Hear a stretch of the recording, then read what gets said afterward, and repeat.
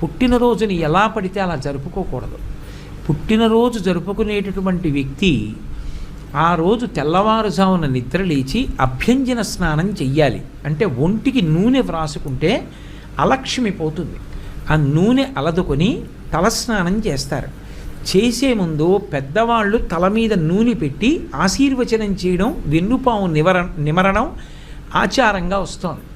ఆ స్నానం చేసిన తరువాత ఇష్టదేవతని ఆరాధన చెయ్యాలి. ఇంట్లో కులదైవం ఇష్టదైవం ఉంటారు. ఆ కులదైవాన్ని ఇష్టదైవాన్ని ఆరాధన చెయ్యాలి.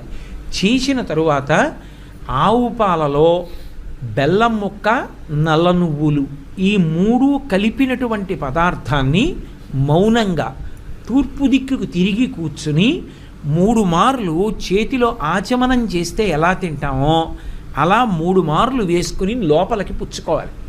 3 మార్లే. ఎందుకు